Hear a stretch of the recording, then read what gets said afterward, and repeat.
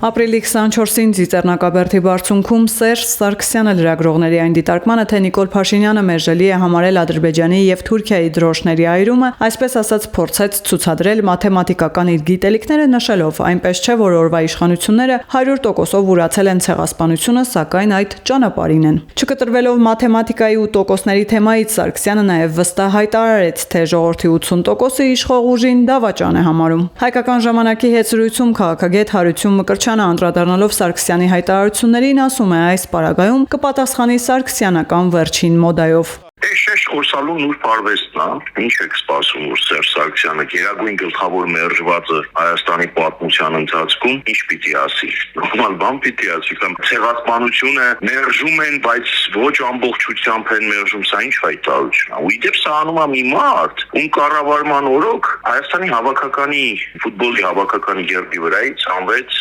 Արարատ լեռը։ Սա ասում է մի մարդ, ով Աբդուլլա Գյուլին Երևանում ընդունելիս անջատել էր Ծիծեռնակաբերդի լույսերը։ Սա ասում է մի մարդ, ով ԱՄՆ փոխնախագահ Ջո Բայդենին խնդրել է, որ չճանաչի հայոց ցեղասպանությունը։ Սա ասում է մի մարդ, ով ժողովրդի շրջանում հայտնի է որպես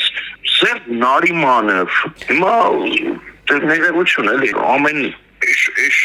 արտահայտվողի չի, որ պետք է արձագանքել եւ գնահատական տալ նրա խոսքերին։ Խոսելով Սարգսյանի այն հայտարարության մասին, որ իրենց նպատակը եղել ու մնում է Նիկոլ Փաշինյանին հեռացնելը, որ իրենք ունեն ծրագիր, բայց իմաստ չի տեսնում այն հրապարակայնացնել, Մկրտչյանն արձագանքում է։ Այդ ծրագրի մասին է խոսում մի մարդ, ում օրոք Հայաստանի Հանրապետությունում 99 թվականի հոկտեմբերի 27-ին տեղի է ունեցել ոչրագործություն։ Թիվ 1-ի պաշտոնե պատասխանատուն է եղել պետական այրերի անվտանգությունը պաշտպանելու առումով։ Կարող է Սերժ Սարգսյանը նոր ինչ-որ ահաբեկչական ակտ նախապատրաստում կամ գիտի դրա մասին եւ հանցավոր անգործություն է ցուցաբերում կամ նաեւ գործուն մասնակցություն է ցուցաբերում դրան։ Ինչի մասին է խոսքը։ Եթե փողոցային պայքարի մասին է խոսքը, ժողովրդավարական գործիքակազմի կիրառմամբ, այդ բախտը փորձ ինչ է եղել։ Սերժ Սարգսյանին բախտ է վիճակվել ապրել իրենից հետո ժողովրդավարական ուղին բռնած Հայաստանի Հանրապետությունում, ինքը երիտհանրապետականները, երիտդաշնակները, Քոչարյանը ու այդպես շարունակ։ Լեռնային Ղարաբաղի ռազմաքաղաքական բաշիբոզուկները մակարդականը հատուկ եմ ընդգծում, որպեսզի նաև տարընթերցումների ու տարընկալումների տեղ չտա։ Ոսկե բնավ չի վերաբերում Լեռնային Ղարաբաղի խեղճ ու կրակ մեր քույրերին ու եղբայրներին, ովքեր որ այստեղ են, այլ այդ ռազմաքաղաքականները, ովքեր որ Սերժ Սարգսյանների, Ռոբերտ Քոչարյանների ցուցումով Լեռնային Ղարաբաղ լուծարեցին։ Հարություն Մկրտչյանը կրկնում է, եթե Սարգսյանը իշխանափոխության հասնելու ծրագիր ասելով փողոցային պայքարը նկատի ունի, կարող է բախտը փորձել, իսկ եթե այլ բան, ապա իրավապահները պետք է նրան հրավիրեն բացատրություններ տալու։ Դիտարկմանը թե լրագրողի հարցին պատրաստ է արդյոք նորից ստանձնել երկրի ղեկավարումը, Սարգսյանն արձագանքել է ոչ, ապա այս դեպքում ինչու է Սարգսյանն ուզում հասնել իշխանափոխության կամ ցանկանում օրվա իշխանությունների հեռանալը, քաղաքագետը նկատում է։ Իզուր ասացի ի սկզբանե, որ ամեն էշ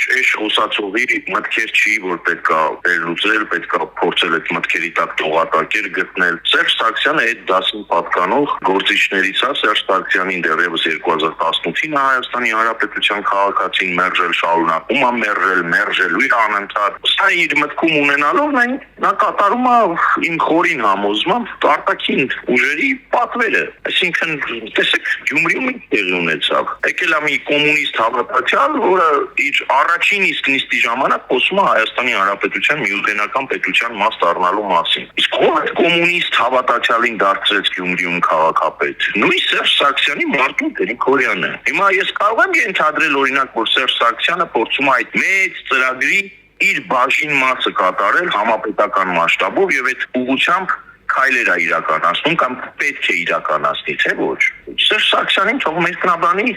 Սերժի Մամիջանյանը, Աշոտյանը, Չարմազանովը, իբրև Հայաստանի Հանրապետության քաղաքացի, ինչպես որ մերժել եմ Սերժին, այնպես էլ պատրաստվում եմ թե փողոցային պայքարի միջոցով, թե այլ միջոցներով Սերժ Սարգսյանին ու նրա էշ խոսացող խմբակին մերժել։ Մկրտչյանի համոզմամբ այս ամենը 2026 թվականի խորհրդարանական ընտրությունների ղողանջներն են եւ որ Սարգսյանն ու Քոչարյանը նույն սցենարը պատրաստվում են կրկնել համապետական մասշտաբով։ Հարցին իսկ ուր մնացին նրանց հակասությունները, քաղաքագետը պատասխանում է. Այստեղ միակ դեպքն է, որ կարելի է Սերժի հետ համաձայնվել, հանգիստ թողեք Ռոբերտ Քոչարյանին էլ, Սերժին էլ, նրանք սիամական զույգեր եղել են, շարունակում են սիամական զույգեր էլ մնալ։ Ի վերջո նրանց պատմական մի քանի դերվակ է կապում։ Հոկտեմբերի 27-ով կարող ենք սկսել, մարտի 1-ով ավարտել։ Ինչի մասին է խոսքը։ Լարվածություն, այդ բեմականացված լարվածություններ հանրությանը մոլորեցնելու համար է։ Տեղն եկած տեղը Սերժն ու Քոչարյանը սիամական զույգեր են եւ գործում են միասնական ճակատով։ Գյումրին ձեզ վառօրինակ։ Զրուցակիցը եզրափակում է ասելով, թեև այդքան պրոպագանդվող իբրև թե հակասություններին Սերժ Սարգսյանն ու Ռոբերտ Քոչարյանը շարունակում են մնալ սիամական զույգեր եւ անհրաժեշտության դեպքում գործելու են միասնական ճակատով, ինչի վառ օրինակը Գյումրիում թիմ ընտրություններն էին։ Մարդիկ, որոնք ուղղակի մատին չեն դրել